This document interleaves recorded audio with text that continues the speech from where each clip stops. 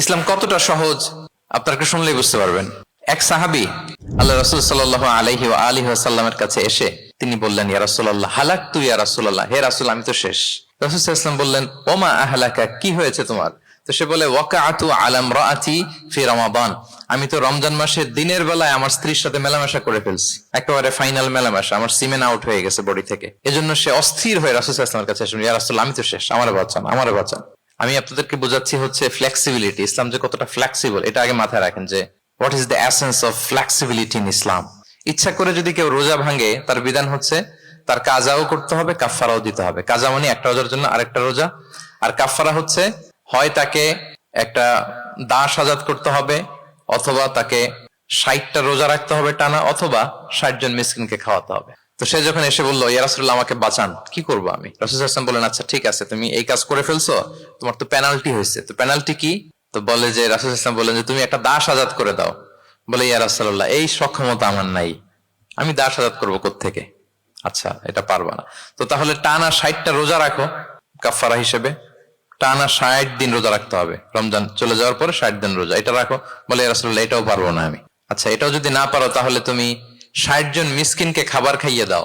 এবার সে বলে, ইয়া রাসূলুল্লাহ খাবারও খাওয়াতে পারবো না আমি, এই সামর্থ্য নাই। কি বিপদ! দাস আজাদ এটাও পারবা না, টানা 60টা রোজা এটাও পারবা না, 60 জন মিসকিনকে খাবার দিবা তাও পারবা না, তো কি আর করা, বসো এক পাশে বসো। বসে আছেন, উনি অন্যান্য কাজ সারতেছেন। হঠাৎ এক ঝুড়ি খেজুর রাসূল সাল্লাল্লাহু আলাইহি ওয়াসাল্লামের কাছে আসলো, এক ঝুড়ি সাদাকার খেজুর। আসার পর রাসূল সাল্লাল্লাহু আলাইহি ওয়াসাল্লাম বললেন, ওই লোকটা কই যে এই কাজ করে ফেলছে? তাকে নিয়ে আসা হলো।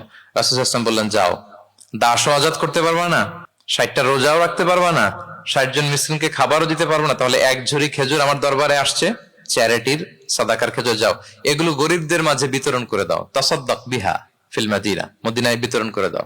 এবার সে বলে, আলা আফকারা মিন্না ইয়া রাসূলুল্লাহ, ইয়া রাসূলুল্লাহ আমার চেয়ে গরিব কাউকে দিতে হবে? রাসূল সাল্লাল্লাহু আলাইহি ওয়াসাল্লাম বললেন, হ্যাঁ গরিব কাউকে দিবা। বলতেছে, এই পুরো মদিনাতে আমার চেয়ে গরিব আর কেউ নাই। কি বিপদ! তোমার চেয়ে গরিব আর কেউ নাই?